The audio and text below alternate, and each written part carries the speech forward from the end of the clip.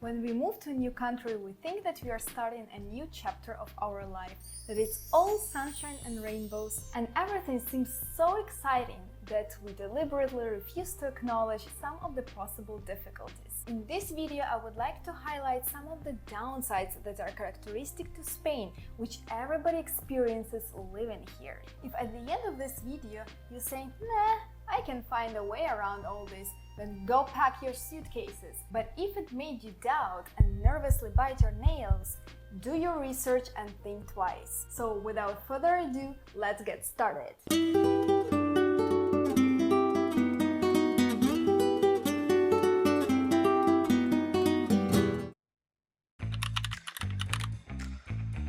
If you like to control things, get overly stressed and frustrated if you don't get things done in time, if you enjoy having all the services at your own convenience and like to solve problems fast, it will be somewhat hard for you to adapt in Spain. People usually have 2-3 hours of break at work. Banks, governmental institutions, some stores and services close in the middle of the day. You can also notice that some cafes and restaurants work till 2 p.m., then close and open again at 4 or 5 p.m. It is okay to have long, multi-course meals, and waiters expect you to take your time eating and chatting. In addition to that, dinners usually are served at 9:30–10 p.m., which leads to late to bed schedule. Services are neither fast.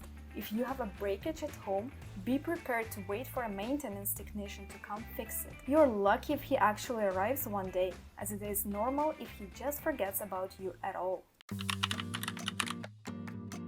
Here there is an exception. The north part of Spain is completely different from the rest of it.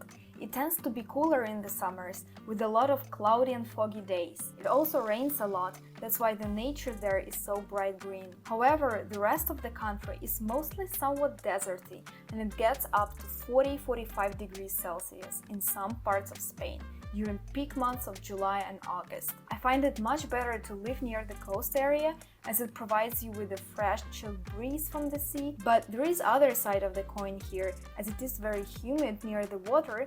You will be fighting with mold in your apartments constantly. I can't even imagine how tourists visit the south of Spain during the summertime, as it is demonically hot. I have this memory while being in Toledo with my mom when I was 14. It was so hot, I could sense the heat coming from the stone ground through my sandals and burning my feet.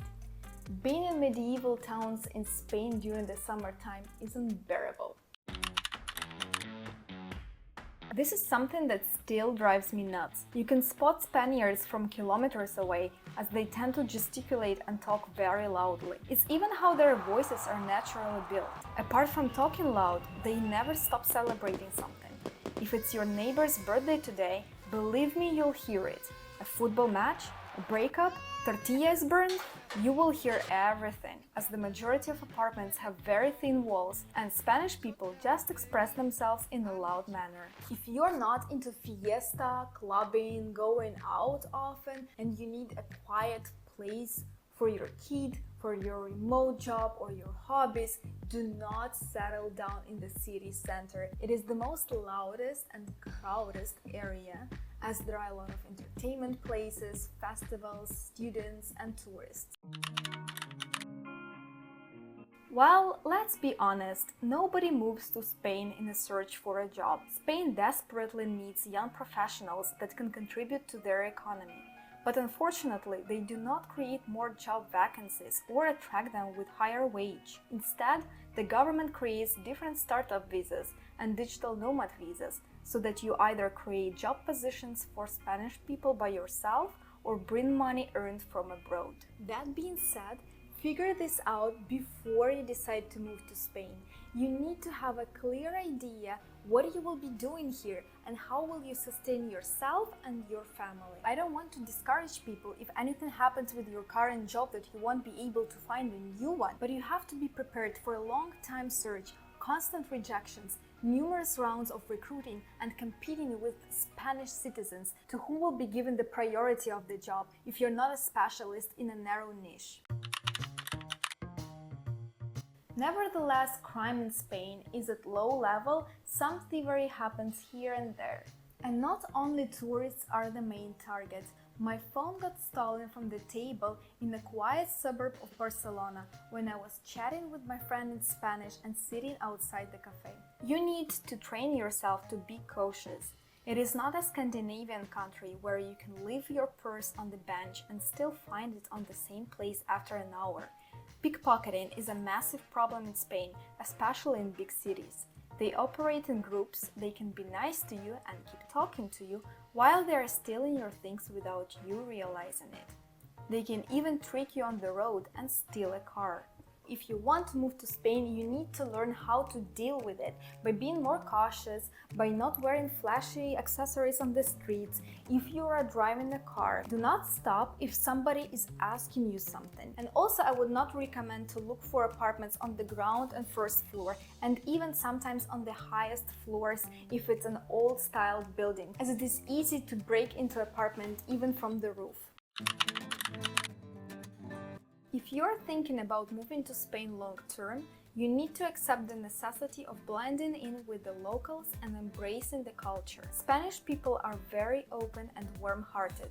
They can easily start talking to you anywhere on the street. If you think you can easily survive in Spain just with English, you are mistaken. Only 22% of Spaniards speak English as a second language. That's a very low index. Compare it with the Netherlands with 90%.